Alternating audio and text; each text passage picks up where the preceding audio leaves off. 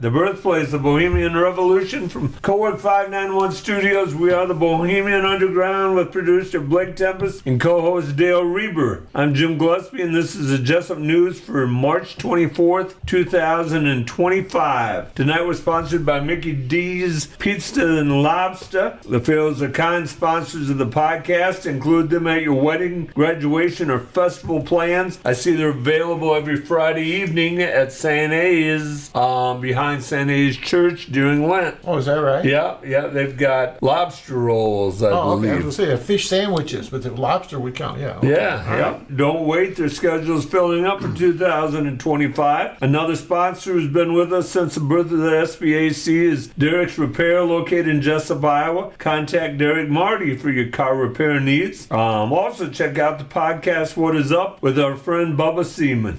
Tonight we're lucky. We have an artist from the area, and if you remember, Dale, yes, the one of my goals was to meet 12 artists this year. And you met this young man as part of that? He is my third one of the year. Okay, January, February, March. You're right on schedule. Yeah, I am on schedule. All right, I am on schedule. Alex Degreif from Independence. Well, welcome, Alex. Welcome. Glad to be here. Yeah. So, Alex, tell us a little bit about yourself. Tell us about your family. Tell us about your how long you've been doing art, etc. A little bit, just. I grew up around here. I've had family in the Independence area for well before my generation, many generations. I always had an interest in art, always dabbled in art, always had a tough time throwing away art I have, so I still have art from when I was in third grade. I can't really pinpoint an exact time when I really would say I started really doing it. I can say, I feel like I started doing more on canvases and less on paper and stuff like that, probably just out of high school. I started getting more into actually going onto canvases. Had to get past the idea of having to get it perfect and just had to just do it. Yeah, right. But that was a big thing to get past. Once I got past that, I've been kind of doing it ever since. You do mainly paintings, or is there other areas of art that you get into? I mainly do painting, but I do dabble in a lot of other stuff. I've done some sculptures. I do some small sculpting. I do tabletop games, so I make small terrain for that as well. I've done some embroidery. Recently, I tried my hand at needle felting. I just kind of wherever the inspiration takes me, I dabble. I say I mostly do acrylic painting, but I have done other paints as well. Some watercolor. Little bit of oil, but not much. Is oil a problem? Or? I don't have the patience. I gotta wait for it to dry before I can add more stuff, and by the time it dries, I'm usually moved on to something else. I was talking to one of our artists in residence, Richard Moore Kelly. You can say how well I said Jim, that. You're doing a wonderful job with that, man. Thank you. But he claims that he talked to another artist that how he dries his oil stuff is a hairdryer, a blow dryer. It's not a bad idea. Yeah, and so they'll be working on it. Yeah. He'll be working on it, and when he wants to do a different color, do something different, he'll blow dry it instead of waiting for hours. He gets it dry in 10 minutes. So next time I go after an oil painting, I think I'll have to try that. Yeah. So it's probably cheating because none of the old masters did anything that. You don't think Da Vinci used a blow dryer? I don't think so. I think he had integrity with his art. He had a lot of hair, though. He had to have a blow dryer of some kind. You would think so, wouldn't you? Yeah. Who do you think gave you the passion for art? It's hard to kind of pinpoint. I will give some credit to art teachers I've had throughout, going to school here when I was younger. I had Stu Ben. Yeah, Stu Ben. And then I never had Brown as an art teacher, but I always wanted to. I feel like that definitely had something to do with it as well, hearing about him growing up through the school and wanting to get into that art class. I think definitely had some influence on me sticking with it more, but also just the encouragement I've gotten from art teachers throughout all of my years of school. I always got encouragement there, and that helped me with it, and then getting encouragement other places. I said I never had any real specific artists that inspired me. I've had a lot of different artworks that I really like and I found inspiring, but there's never been any particular artist that I really And when you were young and just getting started, I'm assuming you were living at home. Yeah. Did they make some kind of arrangements for you or give you a room, or were you in the garage, or how'd that happen? Just kind of out on the living room floor or upstairs, just wherever there was space and we could lay stuff out to make sure there was less mess. Sure. Yeah. Sheet of plastic or some newspaper or whatever it was. Yeah. If you were to say, Alex, your best piece, your favorite piece, your own favorite piece that you've ever done, do you have one? It might be my Bite the Barrel one, just because I always got a kick out of the way, I heard the phrase "bite the barrel." Did a painting of a mouth holding a wooden barrel in it, and trying to take a bite out of it. I always just got a kick out of that painting. I've seen a copy of that, or not a copy, but a picture of that when we first met. Yeah. So what are you working on right now? Right now, I have a couple different pieces.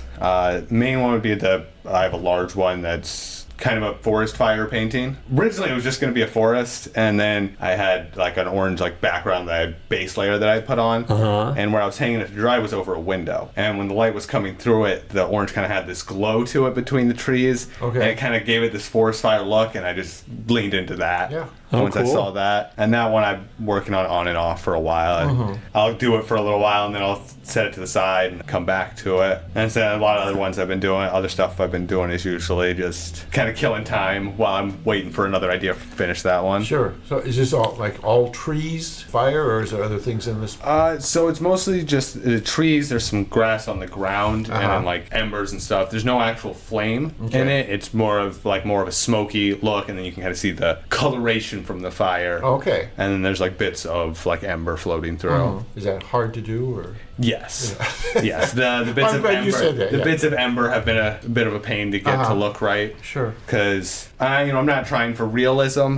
Because when I try for realism, I end up hating the painting and wanting to destroy it. I want it to look, be able to tell that's what those are, and it's kind of hard getting that quite where I want them. Okay. So something like embers, if you paint them and then you look at it and it's not right, can you just paint over it and then try to start With again? the Or is that how you acrylic do paint, it? since I'm doing acrylic painting, it gives me a lot more forgiveness there. Sure. I can kind of just Okay. put another layer over it and cover it up. Sometimes I'll do it and it doesn't look quite right, but I'll just leave it because I'm not sure what to do. But then when I leave it and I see it for a while, eventually it grows on me, and I'll be like, okay, maybe that one is all right, and I'll move on to the next little piece. Okay. We've interviewed other artists. They say they have trouble deciding when something is done. Do you have that problem? Yes, all the time.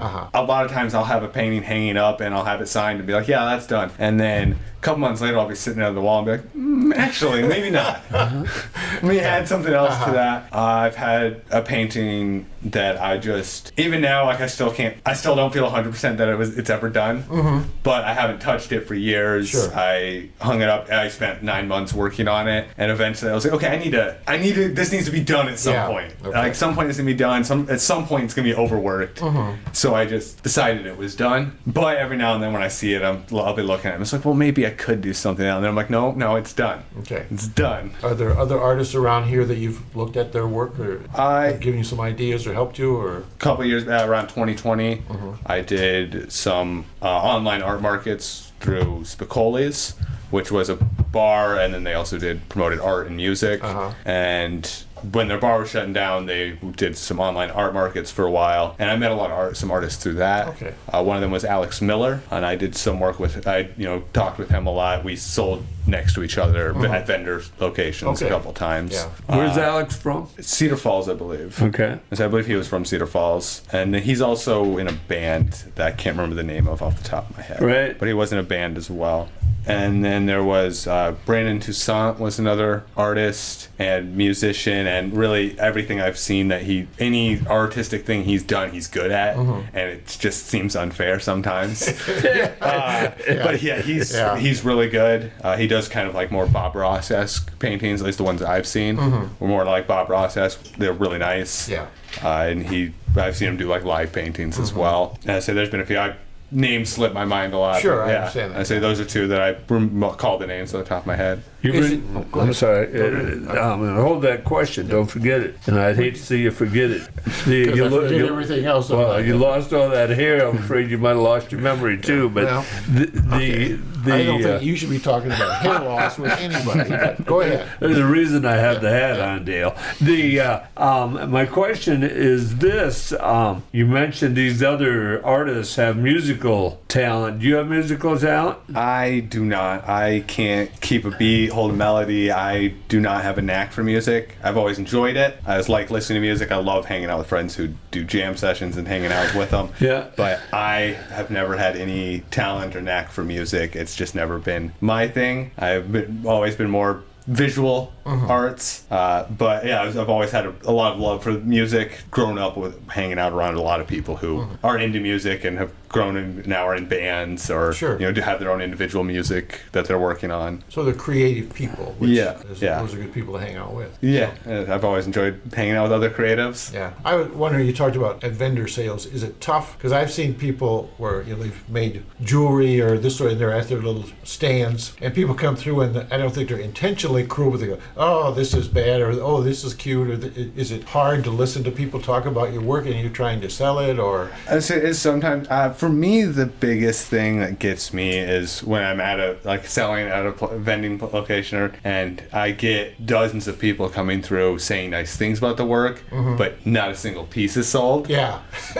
That one always gets under my skin a little bit. Yeah. I said, I appreciate the compliments on the work. Yeah. But it sucks to be getting a bunch of compliments, but none of them buy a piece. Yeah. I usually sell them as original canvases. I don't do a lot of prints. And I sell my original canvas generally on the cheaper side. Yeah. $20 to $50 is generally the range that I'm selling them at, except for until I get to the really large ones. Yeah. And so sometimes, it's like you get a lot of compliments on it. That's really nice. But it'd be nice if it doesn't help. Yeah. It'd be nice if I could cover my gas here. Well, sure. Yeah. And we've had artists say that it's difficult. Pricing stuff is hard because you created it. You have a big feeling for it, and yet you hate to see it go for $5 or something. That pricing thing is really hard. Pricing's always been really difficult for me because I would love it if I could just make my art go places and just give away art for free all the time. But that's not really viable. No, it's not financially viable at all. I got to be able to get my supplies. I got to be able to continue to do it. So yeah, when it comes to pricing, I don't want to feel like I'm underselling my art, but I don't want to overprice it. Sure. But I do want people to buy it. Yeah. Alex, you've got here's top secret. Okay. Alex has got a twin brother. Is he artsy? He doesn't do as much art. He's always had. When we were growing up, I did a lot more of the painting and stuff like that. He had more of an knack for building stuff, like putting stuff together. So if putting together some sort of, not like a standard table, but more intricate table, he was able to do that stuff. He did the woodworking classes, stuff like that. Right. So he did more of that side of it. Nowadays, he doesn't do as much. He's not as much in the art, but he does a lot he focuses a lot on growing, gardening and stuff like that. Okay. Sure. That's where he puts a lot of his attention. Interesting. Were either of your parents artists? Not so much. My mom does some art stuff, but none of them have really done a career or anything like that.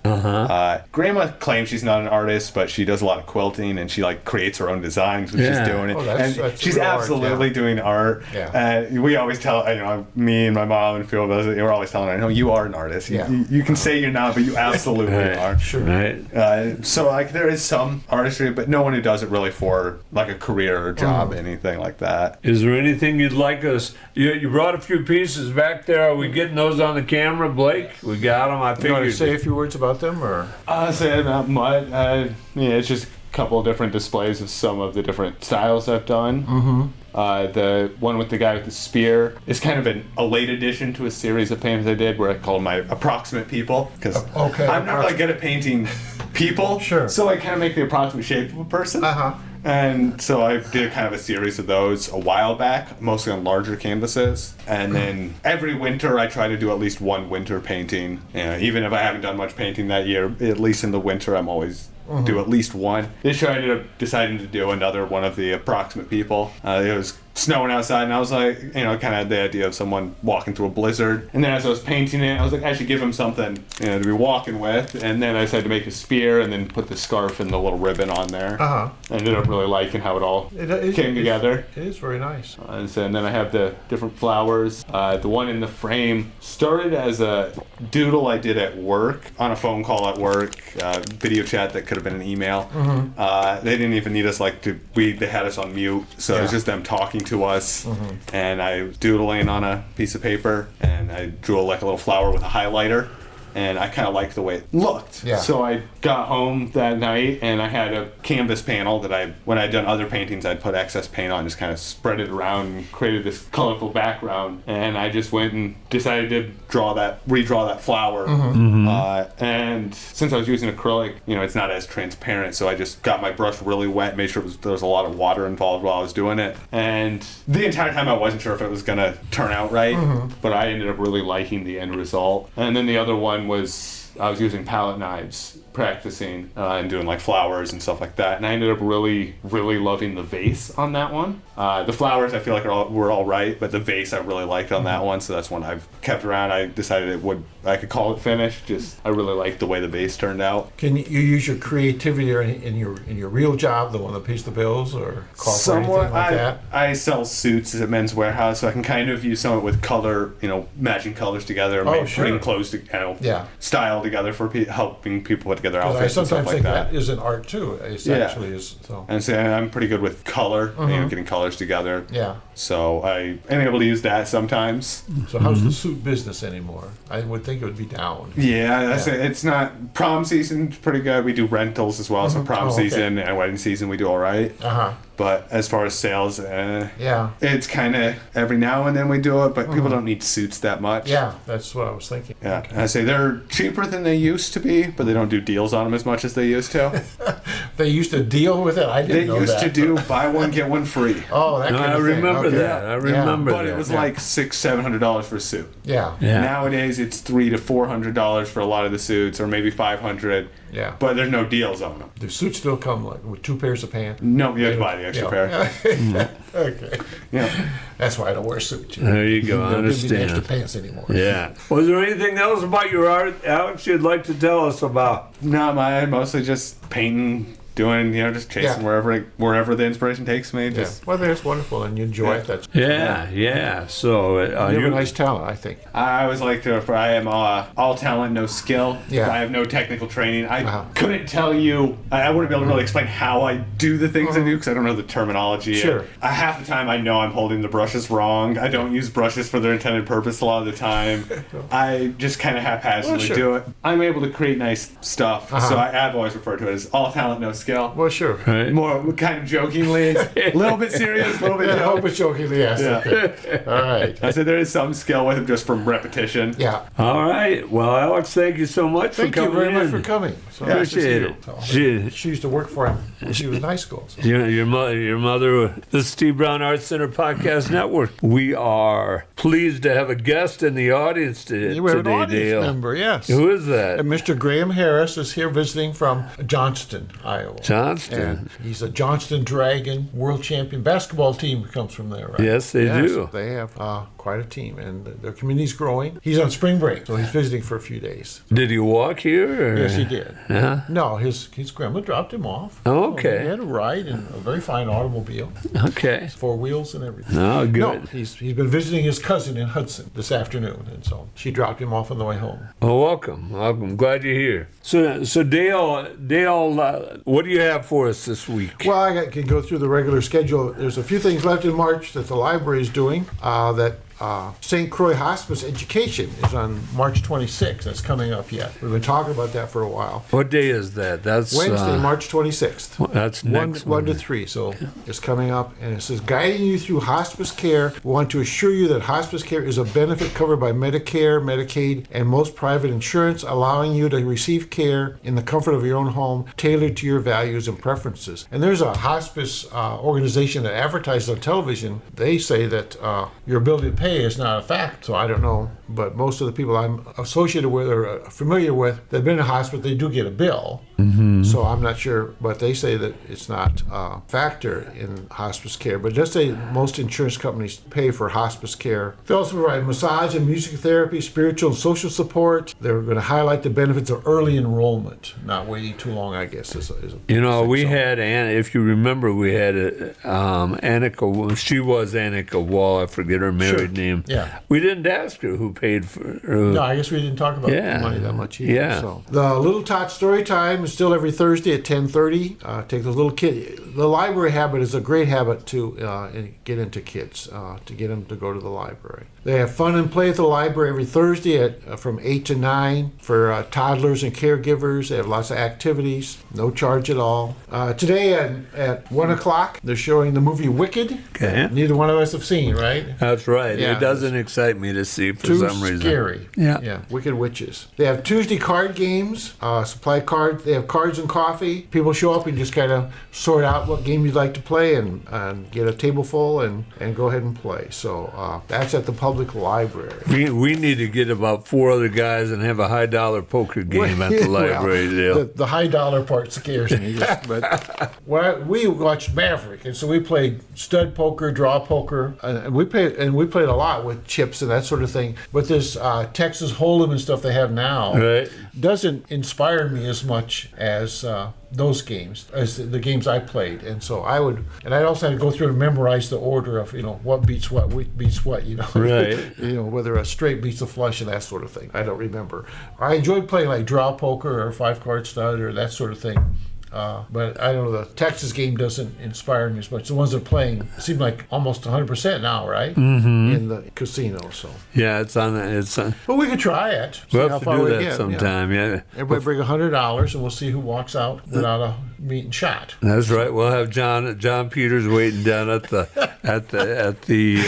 police station for us. So we'll bail out. Okay. Yeah, maybe get him in the games. This week for Co-work 591, Fat Roy's Mexican food truck is here from 11 to 6:30. And I remember Fat Roy last year. That was pretty good stuff. Mm-hmm. And I think I got a burrito that was folded up, and it was huge. I mean, very good size. And then the Thrive table is on Wednesday the 26th for business owners and entrepreneurs. It starts at 8 o'clock a.m. I keep coming earlier every Wednesday. I ask Kelly what this is all about, and she keeps leaving earlier. And so I don't think she wants to see me.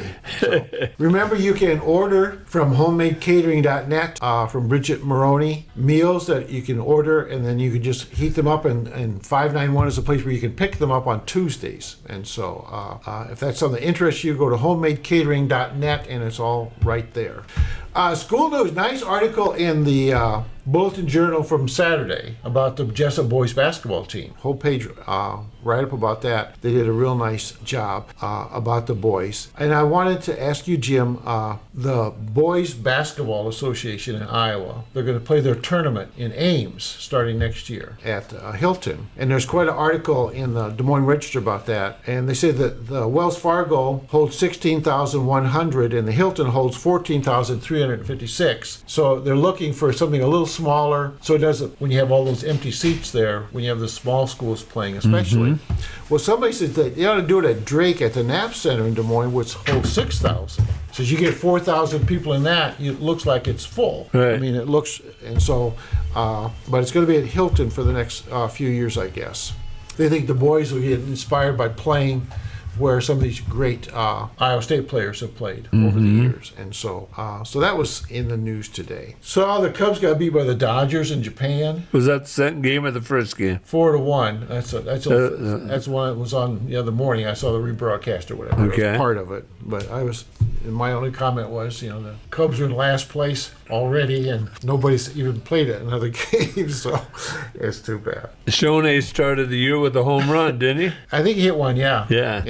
I didn't see the whole game, just the last little bit of it. I wanted to also comment, kind of Jesup news, Doug Becker, who has worked at Spot and Rose for 44 years, and has recently retired. And in the Bulletin Journal, there was a nice little bit about him written by Dave and Kathy Sabers about Doug's dedication to Spawn and Rose and what a good worker he was. And I remember going into Spawn and Rose when I first came to town and be, in the first 10 years when you're doing stuff, where Doug Becker would be there and Dave and Mike Shares, and what a friendly and helpful place it was to go on when you needed help with, especially carpenter stuff or whatever that I knew nothing about. And so it was, so all three of those, well, Dave is still working down there. He's not the manager anymore, but time marches on. But I can't believe Doug's been there 44 years. And so I had his girls in school, and the boy too, Bo, did you? Yeah. Had the Buckers? Nice kids. And his wife is very nice. Worked at Bill's in Independence Yes, for she a did. long time. Yeah. And when Bill's closed, I don't know if she kept on working or if she retired. I don't know what she did I've not either. seen her, but very nice family. And I thought it was very nice of Dave and Kathy Sabers to put that little thank you or announcement in the bulletin journal. Yeah. It was very nice to see. Up at the school on March the 29th this week is the spring vendor sale and the JCAPS vendor fair, and that is coming up. And I see, looking at the calendars, there's a lot of baseball open gyms for little kids, and then also the batting cages are being used by the older kids, and that's coming up. And there's softball pitching practice up there, and so they're kind of gearing up for the upcoming season. And then March 29th, they're running track over. Or no, I'm sorry, it's the 25th, March 25th, over at Wartburg. Track season starting, and then early in April they're traveling to different meets, and enjoy going to track meets somewhat, but some of the coldest days of your life can be spent at a high school track meet, especially when they have these invitationals where they have 12, 15 schools, it seems like, and they run 3 heats or 4 heats of every event, and it's 25 degrees and misty, and the wind is blowing, and you're sitting there freezing to death on these metal bleachers for your kid to run his 10-second event. Yeah. So it's quite an accomplishment to sit through those high school track seasons. So you parents that are doing that, I admire you I for do doing too. that. It is really nice. March Madness is coming up, and there was an article about who invented March Madness. Had you ever thought about that? You know, the gambling wise, people have been gambling since they tried since hunting started. I'm sure, trying to kill a creature. Yeah, I don't remember anything about basketball as a kid. We used to have pools for the World Series. Okay. And I used to do those at school. It would I'd have 0 to 9 Right. on slip, and the kids, I'd sell the numbers for 10 cents a piece. Right. And then you would add the scores together, and whatever digit was in the ones place, that kid was the winner. Interesting. So they'd win. They get their dime back, plus they win 90 cents. That was a big deal when I was a young man. Was that all reported, Mr. Rueber? I didn't keep a penny for myself unless I happened to win, but, which I don't recall ever happened. But sometimes you have 7 games in the World Series sometimes, and so you do that every day, and it was just fun and inspired a lot of interest in the World Series, but nothing with basketball. But here I have and this is about 2 different places feel they started this March Madness stuff, okay? Okay. Could it really be true that of all college basketball's urban myths, one of New York's 5 boroughs is actually the birthplace of filling out an NCAA tournament bracket? Before all those office pools truly defined March, betting the bracket was the supposed brainchild of an Irish pub owner in Staten Island, a creative businessman, his son calls him, whose straightforward idea of plunking down $10 to pick the final 4 teams and the national champion turned the unassuming spot into a bustling attraction where the special of the day could be $1 million payout. We created a pool that just blew up over time, current bar owner Terrence Haggerty said. Looking back at it now, how did we pull it off? How did we do it? It was crazy. Through the decades of Larry and Magic, of Jordan and Leitner, through word of mouth and an embarrassment of riches, the contest took off. So much so that the West Brighton neighborhood favorite, Jody's Club Forest, stakes its claim, though not without at least one other contender to the crown, as the bar that helped ignite the bracket into a $1 billion business. Haggerty's parents, Mary and Jody, opened the club in 1976, and by the next college basketball season already had hatched the idea of running a college basketball pool to boost business. The rules were simple. Pay $10 to pick only the final 4 teams, the national champ, and total points as a tiebreaker in a winner-take-all format. The tournament field of 32 teams at that time, no need to fill a line for every round, was dwarfed by the 88 total entries, with the winner netting $880. Wow. By the time Jody's Club shut down the pool in 2006 under scrutiny from everyone from the IRS to Sports Illustrated, the jackpot was a whopping $1.6 million to the winner. We never in a million years would have ever imagined where it got, Terrence Haggerty said. So that went from $888 pool to a $1.6 million pool. That's incredible. And the IRS was looking at him in Sports Illustrated, and so it's quite the thing. And this is just people in a bar Yeah. trying to do this. Every March needs a Cinderella, and then Jody's Forest Club can punch its ticket as an originator in gambling-related contests. But in the home of bourbon basketball and the Louisville Slugger, this is in Kentucky, of course, could the idea of penciling in a winner for every line have taken its first swing in 1970s Kentucky? That's a question. Bob Stinson, who died at 68 in 2018, was a U.S. Postal Service worker who applied the idea of using his recreational softball league bracket and the furor over Kentucky Derby betting slips to create his own bracket for the 1978 NCAA tournament. My dad just thought it would be fun to fill out the bracket, said his son Damon Stinson. It was kind of betting thing, but not really. It was kind of a who knows college basketball better kind of thing. Stinson said his father used a ruler and unlined paper to sketch out brackets and required only a nominal entry fee. The winner earned more bragging rights than a life-changing bonanza, but that was just fine with Bob Stinson, who traveled around the country for his job and brought brackets with him every March. He was proud of it, Stinson said. Instead of just watching the games, let's fill this out. He self-promoted the idea. He was tech-savvy back in the day, so when Excel came out, the first thing my dad did was build a tournament bracket off. That was perfect. He really had the first bracket pool electronically that anybody ever had, and he emailed it to everybody. That's how it grew into a much bigger pool, and things got out of hand. Damon Stinson said he almost got thrown out of Catholic school for peddling brackets to other students for $10 each and was caught with $350 and a bunch of brackets in my backpack. So his dad's here, take these to school. Okay.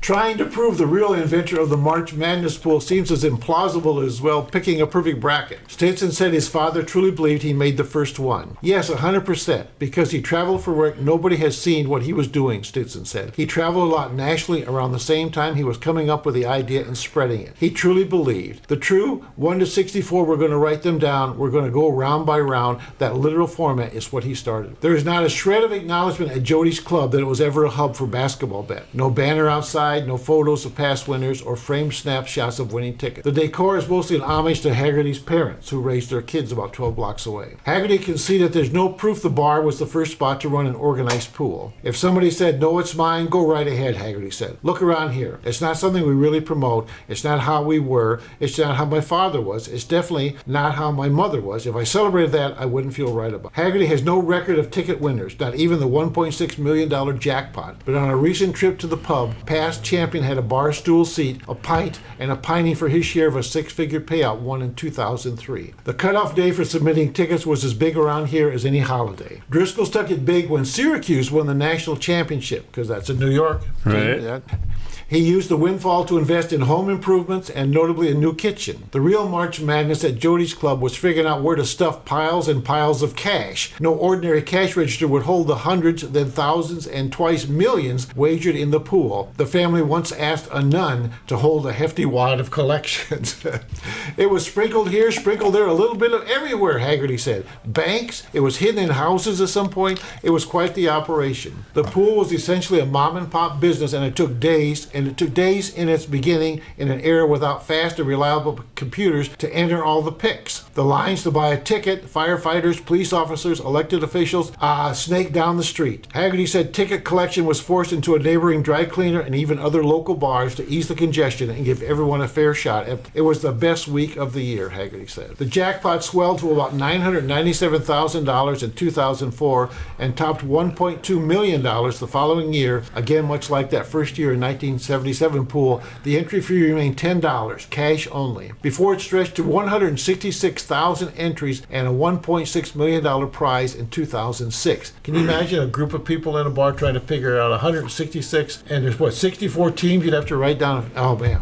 Thanks in large part to the swelling media attention, the numbers raised a red flag in the federal government. After the winners supposedly claimed the winnings on a tax form, the IRS came knocking on Jody's Club door. The bar was in the clear for the pool. No one skimmed off the top, and the bar never profited from the seasonal business. But the IRS found Jody Haggerty had underreported his income over 3 years. Haggerty pleaded guilty to tax evasion charges, received probation, and was forced to pay restitution. The charges were the fatal blow to Jody's slice of March Madness. Embarrassed by the notoriety, Jody Haggerty shut down the pool for good ahead of the 2007 tournament. He died in 2016 without any other March bet placed in the bar. But I thought it was very interesting that they traced it back to these two people, two groups starting, one in New York and one in Kentucky. That is interesting. just kind of interesting to think how that grew from $880 to 1.6, and how these people are trying to contend with hundreds of thousands of entries to win that big money. That's so I thought that was an interesting article and worth taking the time to read. That was very good. Hope you don't mind. So. No, that was good. Right. It is a basketball. It's a basketball time period. We are recording on Wednesday night, and Iowa State is playing the play-in game right now. It started at 6 o'clock. Yeah. And Drake plays tomorrow night. Yeah, Drake plays tomorrow night, and Iowa State if they win, would play again Friday night, and then Iowa women play Saturday morning. When do the Hawkeye men play? Well, they don't, and that is our next little article here. Okay. But I wanted to talk about some unnamed sources of mine came to me, and probably in about 3 to 4 years, there's going to be a giant change in boys and girls basketball in Iowa. In the high schools? In the high schools. Okay. They are talking about going to districts instead of conferences for boys and girls basketball. Okay, like they do in football? Like they do for football. They are talking about the only playing 16 games in the regular season. I see that Johnson ended up playing 28 games this year, I believe it was, which is a lot of games. That is a time, and I realize that's all the way into the tournament. Is it possibly, or is this because of the problems Decorah and Waverly had as far as getting into conference? Yeah. The result of that? Okay. That's one of the reasons. They believe it also will be a fix in numbers. I'm not convinced of that, but they believe that. Okay, a fix in numbers. Yeah, there were a number of schools that did not have varsity teams this year. All right. And they believe that they can fix that by having districts. Sure, okay. By moving one team around here or there and adding, rather than, the conference. Like the Northeast Iowa Conference lost Waverly Shell Rock. It didn't have Charles City, didn't have Decorah this year, so it was very, very small. And they had already lost Owine before that. So it was out of luck. But they claim in about 4 years that will happen. Okay. And then they will start practice the first week of December. Oh, okay. So the kids will have some time off between like football. Okay. Actually, it's not a bad idea. No, it's not. The basketball season is 13 weeks, and volleyball, football is 9 weeks. And so there's good reason to do that. Back in the days when I was a hardcore basketball coach, I loved all 13 of those weeks. Sure. Hated winter break. Yeah. Worst thing could have happened was Christmas to me. But I understand now. Yeah, it used to be that coaches could not have. There were certain times when coaches could not have contact with the team. I remember football teams; they'd have captains' practices where they'd get the kids together, but the coach was not supposed to be there. Yeah. Though oftentimes the coach had coached the captains on what to do and this sort of thing. So, is that still a thing, or are people practicing earlier than they're supposed to, or the summertime there's no contact rule anymore. There used to be contact. That's rules what I was thinking. In the summertime. Right. Yeah. But you also this is Steve Brown, Our Center Podcast Network. Dale, you brought up Fran McCaffrey and Iowa basketball, the men's basketball, and I wanted to talk about that. The Fran McCaffrey was fired this past week. Yeah. And just before the Big Ten tournament, he told a media member that he needed $6 million in NIL money. Yeah, and he only had one. I don't remember how much it was. He said he had one, or Iowa had one, and it would take $6 million to get a championship kind of team. So. And Beth Getz, the athletic director at Iowa, she took a lot of flack here the last month and a half for the season, for the men's season, and finally fired Franz. But he has no reason to be sad because he will get $4.2 million in buyout. In buyout. His contract.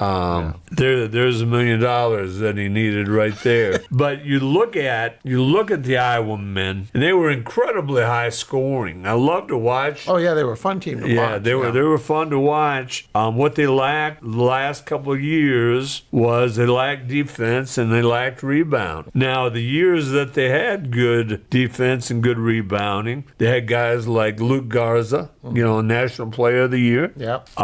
Plays now for the Minnesota Timberwolves. They had Keegan Murray and his brother Chris. Yep. They were incredibly strong rebounders, good defensive players. And those were kids he picked up that not a lot of people were looking at, right? Right. I mean, he developed them, or they developed at Iowa. And so that shows you something, too. But you go back, and Iowa has had some very good coaches. They had Ralph Miller. They had George Raveling. George Raveling built that team with B.J. Armstrong and Roy Marble. Yep. He was recruiter, probably, the best recruiter Iowa's ever had was George Raveling. Mm-hmm. Then Dr. Tom Davis came in and brought the run and gun that he did with those guys that George had. Yeah.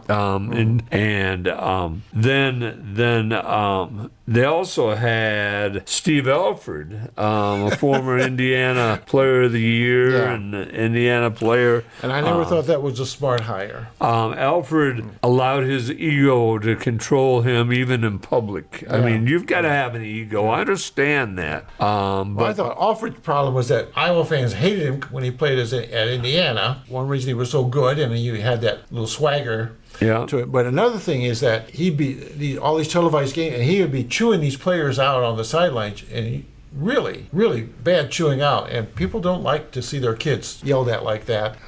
And so I thought that the fans never really liked it as a person. His failure was he lost. That's always the big failure. Yeah.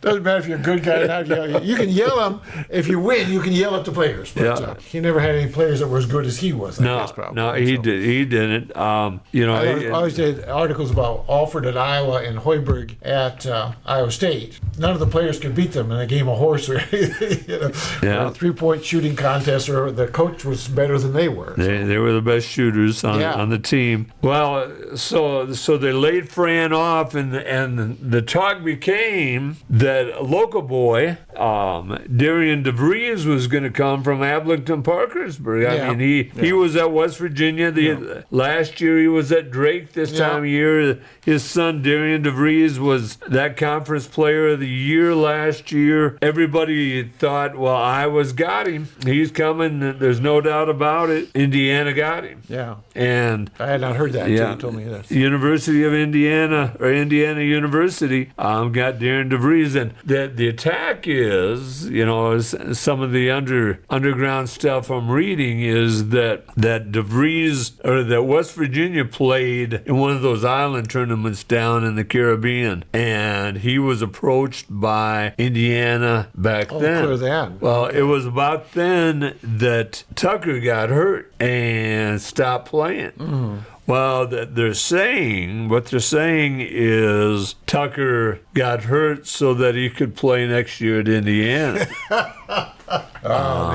Is what they're saying. Yeah. But now, either way, if they don't have NIL money, and I guarantee you that Indiana's got NIL money for those people. Yeah. If they have $1 million, there's no way DeVries was going to come to Iowa unless they found that $6 million that Fran was talking about. Yeah. And then Fran also had the problem of he was putting about 36% of the population into what do you call the Iowa Arena? I forget Carver Hawkeye. Carver Hawkeye. Yeah. And so you got to put there's two things that promoters look at. It's arses and seats and so he was only filling 36% of Carver Hawkeyes. Yeah. Oh, okay. Yeah, it was a terrible crowd because they used to sell out. I mean, you couldn't find a seat in that place. Yeah, and also selling beers. Well, you put enough people in the crowd, you're going to sell enough beers. Yeah. DeVries is out. Now, the next name that is being mentioned is a guy that was from Waukee originally. He won 4 Division II national championships down in Missouri. Ben McCullum is down at Drake. Drake won for the 4th year in a row. Drake won the conference championship, and they won the tournament championship. First team to get 30 wins this year. And they were. To interrupt, I was in Kansas City this last weekend. Okay. And I was watching the local news, and they were talking about Drake is coming to play at Wichita, I think. They're playing University of Missouri, and they were talking about how many. I think 4 of the starters on Drake's team are either from Missouri or Kansas. Right. And so they are really into this game because it's versus Missouri, of course, and it's got Missouri kids playing on both, and so it's quite a big deal down there. That is a big deal. But I was going to ask you, DeVries, West Virginia, they're not in the tournament? West Virginia didn't make the tournament. Okay. His kid got hurt. They would have made the tournament, and they end up losing to Colorado. Colorado was 3-17 in the conference, and that cost them getting in. And North Carolina ended up getting in. Because the man in Drake, he probably supposed to be talking with anybody while he's still coaching the Drake team, whereas DeVries had to start work right away. He could have. But they're talking Ben McCullum. They still got to find that $6 million. Yeah. So you're going to bring those 4 players? Well, that would be nice. They're fifth-year guys. They played 4 years for him. Okay. Yeah. So he's going to lose them. But here's the problem, Dale. His offense is as boring as Kirk Ferentz' football offense. Yeah, I've heard that. I mean, it is the fewest number of possessions of any team in basketball, right? Right. College basketball, yeah. Yeah, they walk it up. It is people whine about Ferentz' offense. Wait till they say in McCullum's offense. Yeah. It's not the air raid by Mike Leach by any means. Oh yeah. They'll make Ferentz look incredible. This guy will. I'm not convinced he's signed either. I mean, although he's going to make probably 8 times, 9 times what he's making at Drake if he signs for Iowa. Yeah. Trouble is, you and I and Blake will have to play on the team for him. It's too bad because it used to be like Iowa. I was always a Hawkeye fan, but they always had Iowa kids playing for them. Not all of them, but a lot of Iowa kids, Bobby Hansen and those guys. And you felt like they were your Iowa team and you could root for them. But now it's just, who can you hire this year to come and play for your team? It's more like a professional team. And the carryover from one year to the next is not guaranteed. You say, okay, we lose 3 seniors, but they got all these guys back. Well, everybody could go because there's, 3 Hawkeyes already in the portal to move. Right. And so, to me, it's hard to get that feeling of this is my team. I want to, just because they're Iowa Hawkeyes, but the kids are mercenaries. They are. It's a different kind of feeling you have to have towards your college team. So. Yep, they do. I was in Alaska, and there was a man fishing there, and he was an ambassador at the University of Kentucky, and he's a volunteer. There's a volunteer group, and I think they were called the ambassadors, but they did the ushering and all this kind of stuff at Kentucky basketball games. Oh, okay. And he was the most arrogant guy I ever talked to as far as, because Kentucky basketball for a long time. Right. And I've often thought I'd like to run into you again now that you're down at the bottom all the time. Because he didn't care about football at all. But Kentucky tried to ramp up their football program, and I don't know if that hurt their basketball program or not, but it's not the same as it once was. But he was just I don't know. I don't know where I started with this, but I wonder if he was going to get that kind of feeling now. If Kentucky on the shirt is good enough, or do you still need that connection with the players of some kind of kid's a freshman, he's skinny and scrawny, and he works on the weights and this and that. And by the time he's a senior, you got a real player there that you can be really proud of, and you're not going to see so much of that anymore because that kind of loyalty is not there. No. So Dale, we had our first jam session at the Jesup Public Library. Had 7 musicians, which was real cool. I think so. We had 3 guitar players and 2 accordion players. Okay. We Did they had get along with the guitar players? They did. Okay. They did. We had 1 drummer, and what am I leaving out here? Maybe 4 guitar players. 4 guitar players. So, but it was so much fun. A young man came from Center Point. He could join in. He had electric guitar. Yeah. We had her name is Janet Wright. Do you know Janet? Yes, I do. Yeah, Janet brought her accordion. Marion Woods brought her accordion. Both of them were very good and a lot of fun. I was a little broken. I would sing along, and they told me to stop. So it happens. That would be it was hurtful. Yeah. Hurtful. We tonight we have our artist collaboration at First American Lutheran Church here in Jesup. You get a chance, and you even think you're interested in art. Go to that, please. We'd love to have you. That's going to be run by Richard Moore Kelly, and hopefully I'm back. I have an event over in Dubuque that I have to go to, but I'm going to try to be back by 6:30. It's going to run 6:30 till about 8 o'clock. Do they have another jam session scheduled, or? That is going to be, the next one is going to be in May. We had one planned for Easter Sunday. You can blame me for that scheduling and my heathen bones for that. Overtook you, yes. Yeah.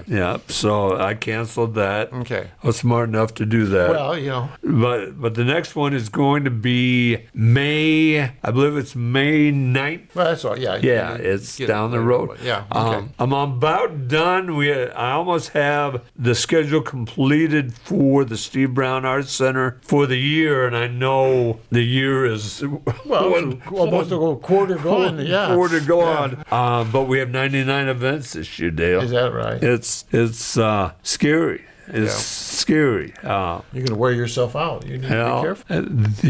They won't let me sing, so I got a little you energy save a lot of left. energy that way. Yes. We don't forget, we have the 24-hour Mustang camera sponsored by Joe's Pizza in Independence. Blake does a super job of keeping that going. We're looking for ideas for that. To do that, we don't have the eagle perch in there like they do up in Decorum. Don't forget, we're showing Barb Prawl at M's Coffee in Independence until the end of March. And then we have a rather unique, our next artist will be Judy Frotsky. Oh, is that right? Is going to be in April. Okay. Yeah. Will she count as 4 then? Is she even though you knew her from before? I knew her from before. So what kind of art does she do? That is, I don't know what, I know she dabbles in a lot of different art. I don't know what they're going to put up. Okay, all right. So it'll be interesting. Okay. She had to go over and look at the wall to see. Oh, the size. And see the size. One of the many things she does quilts and things like that. Okay. So it won't just be lots of pictures of John or anything. Yeah, that would be good. Yeah, we couldn't have that. Yeah. No, but that is, she is artist for April. If you have news or would like to sponsor us, email us at jim@stevebrownartcenter.org or call 319-290-0241 and leave a message. We're headed towards spring here, Dale. I'm ready for spring. Yeah, it's coming. I think calendar-wise, it's here, isn't it? I'm Jim Gillespie with co-host Dale Rueber and producer Blake Tempus. As always, thanks to Sean Westfall and Kelly C. Haas for allowing us to be here at Cowork 591 Studios. You are wonderful. Thanks to the audience for bringing these stray dogs into your life. Happy New Year as always. Yeah, sure. And remember, if it isn't happy yet, it soon will be, right? That's right. All right. Remember, each day is about little victories.